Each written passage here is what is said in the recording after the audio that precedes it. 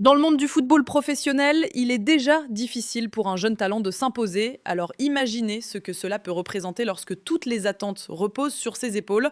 Durant cette période, le jeune Hakim Mastour était perçu comme le futur Messi du Milan AC. La pression était immense, tout le monde attendait de lui qu'il devienne la nouvelle star, un prodige inarrêtable qui allait révolutionner le jeu. Seulement voilà, derrière cette image de Wonder Kid, la réalité du terrain et du mental était souvent bien différente.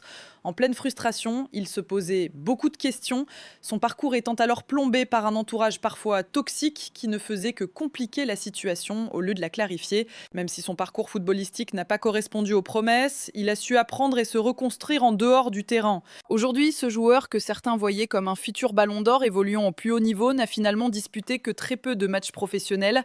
Derrière cette histoire, une réalité poignante. Le football, pour beaucoup de jeunes mal préparés, mal conseillés et mal entourés, peut devenir une véritable machine à broyer, des dégâts irréparables. Dans le paysage du football, un jeune talent du nom de Hakim Mastour s'était rapidement imposé comme une étoile montante. On parlait déjà de lui comme du futur Messi, prêt à écrire une page légendaire au Milan AC. Tout le monde s'attendait à ce qu'il enchaîne les ballons d'or, tant ses gestes sur le terrain, souvent filmés et partagés sur YouTube, suscitaient l'admiration. Son habileté avec le ballon faisait de lui une figure prisée par les plus grands clubs et marques. Pourtant, son histoire commence en 1998 à Reggio Emilia, en Italie, où il naît dans une famille marocaine installée paisiblement. Contrairement à beaucoup d'autres jeunes footballeurs issus de milieux plus difficiles, Hakim grandit dans un environnement calme, avec le football pour seule obsession.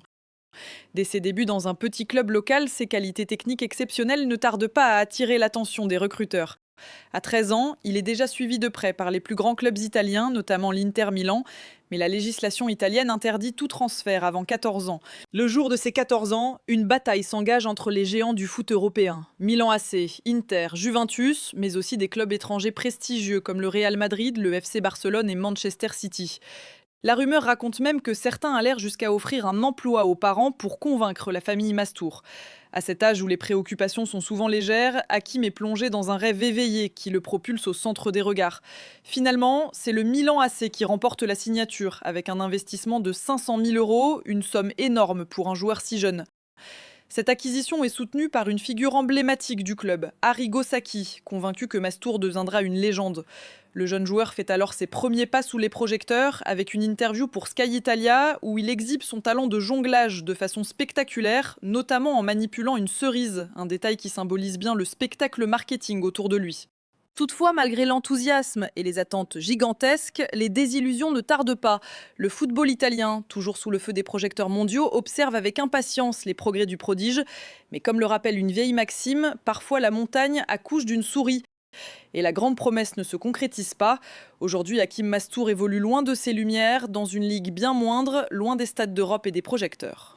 En 2012, les réseaux sociaux étaient déjà présents, mais loin d'être aussi développés qu'aujourd'hui. Les jeunes prodiges du football, appelés Wonder Kids, se comptaient déjà par centaines, mais ils étaient moins visibles qu'à l'ère actuelle, où un simple coup d'œil sur TikTok dévoile une multitude de talents en quelques secondes. Pourtant, Hakim Mastour représentait une exception. Il était la star montante, celui qui inventait des dribbles inédits à chacune de ses touches de balle. Les comparaisons avec Neymar ou Ronaldinho ne venaient pas de nulle part, elles étaient pleinement justifiées par son style spectaculaire et unique. Son moment de gloire médiatique a même franchi un cap grâce à une publicité marquante où il a défié Neymar dans un duel de football freestyle, une scène presque irréelle qui semblait tout droit sortie d'un jeu vidéo, comme FIFA Street. Ce souvenir reste gravé dans son esprit comme un instant exceptionnel. Pour lui, Neymar était bien plus qu'un rival. Neymar, c'est mon idole. Nous sommes restés en contact. Il m'avait même offert son maillot que j'ai accroché dans ma chambre. Il m'attendait à Barcelone, racontait-il. Ce projet de rejoindre le club catalan nourrissait alors ses ambitions. Au Milan AC, Hakim poursuit son ascension, d'abord avec les moins de 19 ans, puis dès ses 15 ans avec les moins de 21. Son entraîneur de l'époque, Filippo Inzaghi, un ancien grand joueur, voit en lui un héritier doté d'un don particulier. L'Italo-Marocain grimpe progressivement les échelons jusqu'à ce que Clarence Seedorf, alors coach de l'équipe première, lui accorde une sélection pour le dernier match de la saison contre Sassuolo. Même s'il ne joue pas, il détient désormais un record de précocité. Moins d'un mois plus tard, à seulement 16 ans, il signe son premier contrat professionnel, un exploit qui le place devant des légendes comme Paolo Maldini. Le Milan de cette époque, bien qu'éloigné des gloires des années 90, reste un club avec un effectif de haut niveau. comprenant des noms comme Michael Essien, Gianluigi Donnarumma, Robinho et même Adil Rami. Dans ce cadre, le jeune Hakim commence à faire parler de lui pendant la préparation estivale, notamment au cours d'un match amical contre Monza, où ses dribbles déconcertent ses adversaires et lui permettent de délivrer une passe décisive. Il se sent alors inarrêtable. Malgré tout, la lumière des projecteurs reste trop souvent dirigée vers d'autres. Ses qualités sont évidentes. Jeunesse, beauté, rapidité, technique, tout y est. Mais les dirigeants du Milan considèrent qu'il est encore trop jeune pour les exigences de la Série A. Bien qu'intégrant occasionnellement le groupe professionnel, il ne connaît jamais la joie de fouler la pelouse lors d'un match officiel. Il retourne donc régulièrement avec les équipes jeunes. Un retour difficile à accepter pour quelqu'un qui aspire à évoluer au plus haut niveau. Dans une interview, Hakim ouvrira son cœur en exprimant sa frustration. L'attention médiatique autour de son transfert avait conduit le club à le voir davantage comme un actif à rentabiliser que comme un joueur à développer avec patience. Cette situation nuisait à son évolution athlétique car ce qu'il voulait avant tout, c'était jouer. Face à cette déception, il commence à se poser des questions sur son avenir, d'autant plus qu'on lui avait promis un rôle important, un avenir glorieux, mais que la réalité restait bien en deçà de ses attentes. Les exigences autour des jeunes talents sont élevées, mais percer dans ce contexte peut s'avérer terriblement compliqué. Dans le monde du football professionnel, il est déjà difficile pour un jeune talent de s'imposer. Alors imaginez ce que cela peut représenter lorsque toutes les attentes reposent sur ses épaules. Durant cette période, le jeune Hakim Mastour était perçu comme le futur Messi du Milan AC. La pression était immense. Tout le monde attendait de lui qu'il devienne la nouvelle star, un prodige inarrêtable qui allait révolutionner le jeu. Seulement voilà, derrière cette image de Wonder Kid, la réalité du terrain et du mental était souvent bien différente. En pleine frustration, il se posait beaucoup de questions, son parcours étant alors plombé par un entourage parfois toxique qui ne faisait que compliquer la situation au lieu de la clarifier. À Milan, il vivait dans une véritable tourmente médiatique, surtout avec l'essor des réseaux sociaux qui amplifiaient chaque mouvement et chaque réussite ou difficulté. Il raconte ne pas avoir eu de véritable accompagnement pour gérer sa carrière et que cette hyper-médiatisation lui a souvent nui plutôt que de l'aider à avancer. Tout ce qu'il voulait, c'était profiter de son temps pour progresser, mais certains ont profité de cette notoriété naissante pour exploiter sa jeunesse et sa crédulité. Ce n'est qu'à un moment crucial que la question de sa sélection nationale s'est posée, un choix stratégique pour un jeune qui, comme beaucoup d'autres, doit choisir entre ses racines marocaines ou italiennes. Bien qu'ayant évolué dans le dispositif italien des jeunes, Hakim avait aussi reçu des échos encourageants de la sélection marocaine qui considère en lui une pépite pouvant faire la différence. Les dirigeants marocains étaient prêts à tout pour l'attirer, lui promettant un avenir qui pourrait le hisser au rang de pilier de la sélection nationale. La décision a été vite prise, plus par le cœur que par la logique sportive. Hakim a opté pour le Maroc, un choix qu'il a dû justifier face à une Italie furieuse de le voir partir. Son premier match avec la sélection marocaine a eu lieu le 12 juin 2015 à Agadir face à la Libye, dans un contexte officiel de qualification à la Coupe d'Afrique. Ce jour-là, tout semblait sourire, mais la réalité est tout autre. Quelques secondes dans le dernier quart d'heure lorsqu'il entre en jeu seront malheureusement ses dernières apparitions sous les couleurs du Maroc. Après cela, son avenir a pris une tournure différente. Comme dans beaucoup de grandes équipes, il connaît le système de prêt qui semble presque inévitable. Le voilà envoyé à Malaga, en Espagne, une ligue exigeante où il aurait pu s'affirmer dans un championnat de haut niveau. Malheureusement, cette étape marquera le début d'un long voyage semé d'embûches. Hakim raconte avec amertume tout ce qu'il a traversé, la souffrance, le mal-être, la dépression, frustré, isolé. Il évoque avoir été perçu non plus comme un jeune prodige cherchant à réaliser ses rêves, mais comme une machine à produire du spectacle sans considération pour ses émotions ou ses enjeux personnels. La pression, la solitude et le rejet l'ont tous conduit à une crise profonde qui a laissé des traces durables. Aujourd'hui, le monde du sport commence à prendre en compte la santé mentale des athlètes de haut niveau, une avancée essentielle.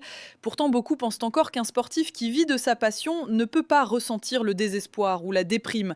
Hakim Mastour en est la preuve vivante. Son parcours tumultueux illustre à quel point il peut vite devenir dégoûté par ce sport qu'il a tant aimé lorsqu'il se sent trahi par ceux qui devraient le soutenir. Sa saison 2015-2016 s'est terminée de façon précoce avec une nouvelle étape de prêt, mais le mal était fait. La réalité d'un milieu où l'on attend tellement, souvent sans offrir le soutien nécessaire, peut être dévastatrice. Dans le monde professionnel, quand on est un jeune talent, c'est déjà assez compliqué comme ça. Alors imaginez l'impression qu'il peut y avoir autour de ce jeune talent qui est attendu comme le Messi du Milan AC en pleine difficulté à ce moment-là. Très vite, son prêt à Malaga, en Andalousie, devait durer 2 saisons. Mais comme il était encore mineur, plusieurs complications sont apparues. Son transfert n'a été validé qu'en novembre, ce qui lui a permis de jouer ses premières minutes dans le football professionnel. Ce moment fut très encourageant pour Hakim, promettant une belle suite. Malheureusement, ces minutes seront ses seules de toute la saison avec Malaga. Contrairement à ce qu'on pourrait penser, ce n'est pas à cause d'une blessure, non. Il est plutôt cantonné en tribune, souvent même absent des feuilles de match. Le temps s'est transformé en un calvaire car il était venu chercher du temps de jeu mais n'en a quasiment pas eu. Bien sûr, le talent était là, indéniable, mais changer de pays n'a pas simplement signifié apprendre une nouvelle langue ou découvrir un nouveau championnat. C'était surtout devoir laisser derrière soi tout ce qu'il connaissait, sa vie, son environnement, ses études. Dans ce contexte, il fallait faire preuve d'indulgence, mais du côté de Malaga, la bienveillance semblait absente et Hakim en a beaucoup souffert. Son physique encore fragile à cause de sa jeunesse n'était pas son véritable frein. Le vrai combat se jouait dans sa tête. Le monde professionnel le dépassait parfois, avec un tourbillon de sollicitations marketing, de pression médiatique nourrie par son exposition grandissante sur les réseaux sociaux, en pleine expansion à l'époque. Finalement, Malaga a décidé d'interrompre le prêt et de le renvoyer à Milan. Ensuite, ce fut un nouveau prêt, cette fois aux Pays-Bas. L'agent d'Hakim, Mino Raiola, célèbre pour gérer de très grands noms, prenait en main sa carrière. Toutefois, si Raiola est reconnu pour son audace et ses compétences, il a aussi ses limites, notamment quand il s'agit de guider de jeunes joueurs fragilisés vers les meilleures opportunités. Le rôle attendu n'a pas été pleinement rempli. Aux Pays-Bas, les débuts étaient prometteurs. L'entraîneur semblait satisfait au départ, mais Hakim ne sera plus aligné après quelques matchs. Il gardait un comportement professionnel, allant jusqu'à consulter le psychologue de l'équipe pour trouver des solutions. Mais l'entraîneur ne donnait pas d'explication claire. Hakim soupçonnait que cela pouvait être lié à son agent, sans jamais obtenir confirmation officielle.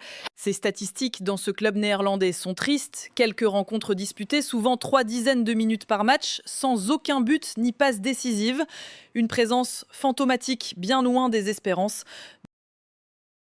De retour à Milan, les choses n'allaient pas s'améliorer. La nouvelle direction du club lui a clairement fait savoir qu'il ne souhaitait pas le garder tant qu'il serait représenté par Mino Raiola. La fin du contrat marquait ainsi une saison blanche où il ne jouera quasi pas, si ce n'est un match unique avec l'équipe jeune. Un bilan catastrophique pour un joueur qui avait été la grande sensation de 2014. Sa cote sur le marché des transferts chute au plus bas. Personne ou presque ne veut miser sur lui. La star dévoilée quelques années plus tôt s'est complètement effacée. En 2018, dénué de prolongation à Milan, il part tenter un nouveau départ en Grèce, à Lamia. Mais là encore, la situation n'est guère brillante. Seul un petit nombre de matchs joués, sans but ni passe, et il rentre au pays, un peu penaud. Ce passage dans un championnat modeste ne lui permet pas de relancer la machine, et les prétendants aux ambitions européennes ne se pressent pas pour lui offrir une chance. Déjà fragilisé, le joueur va de déceptions en déceptions. À force d'accumuler les obstacles, il sombre dans une vraie dépression, malgré l'étendue de son talent et les attentes placées en lui dès ses débuts. Libre de tout contrat, du moins disponible, Hakim Mastour s'engage finalement en octobre dans un club de 3e division italienne, le Reggina. C'est loin de ce que son début de carrière laissait espérer, mais au moins il peut tenter de rebondir. Ses statistiques restent modestes, un copier-coller d'échecs passés, mais il obtient malgré tout un titre en Série C qui permet au club d'accéder à la Série B. Là encore toutefois, le niveau s'avère trop élevé pour lui. Même avec un talent évident et un ballon au pied exceptionnel, il devient clair que le mental joue un rôle incontournable. Et si la tête ne suit pas, rien ne peut avancer. Ainsi, les décideurs du club choisissent de le prêter en Série C, cette fois à Carpi. Là, pour la première fois, Hakim inscrit son premier but en Série C. Ce moment, bien que symboliquement fort, se produit seulement 2423 jours après ses débuts pro, soit 6 ans et demi après ses premiers pas officiels. Un événement triste mais important à souligner dans sa trajectoire. Malgré ce but, son aventure ne dure pas. Les dirigeants mettent fin à son prêt, le laissant à nouveau dans une situation très délicate. Hakim raconte combien il a dû lutter pour ne pas sombrer. La proximité de sa famille et sa foi ont été essentielles pour surmonter cette période sombre. C'est cette dernière qui va d'ailleurs prendre un rôle central dans sa vie, surtout lorsqu'il décide de revenir au Maroc pour retrouver des forces. Il signe alors au club Renaissance Zemmamra où avec un triple de but par rapport rapport à sa carrière passée. Il inscrit 3 buts en 12 matchs. Ce n'est pas impressionnant d'un point de vue purement sportif, mais il remporte un titre apportant un peu de lumière dans sa route chaotique. Puis il change de club une nouvelle fois, signant à l'Union de Targa, le 8e club en seulement 10 ans. Là encore, ses performances sont quelconques. La frustration s'installe au point qu'il partage sur les réseaux sociaux des messages inquiétants. Je ne me sens pas bien, je suis fatigué de me battre tous les jours pour recevoir des humiliations. Je ressens cela depuis des années et en silence. J'essaye d'aller de l'avant, je déteste parler de ce que je ressens, mais c'est la situation.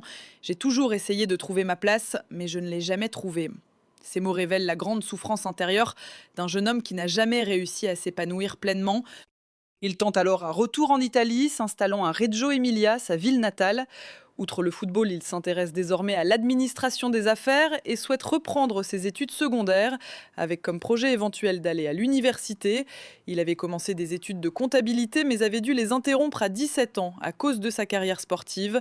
Le contraste est saisissant entre le Wonder Kid de YouTube, la véritable sensation des réseaux sociaux, celui qui a fait rêver les grandes marques et même Neymar, pour lequel le Brésilien avait essayé de le faire venir au FC Barcelone, et la réalité d'aujourd'hui.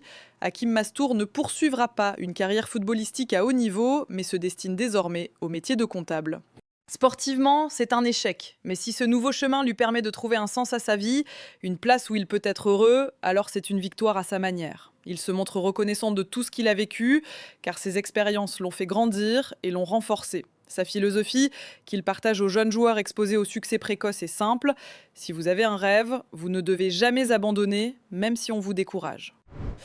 Pour lui, le voyage reste ouvert, car le voyage est plus important que la destination, une maxime qui, dans son cas, prend tout son sens.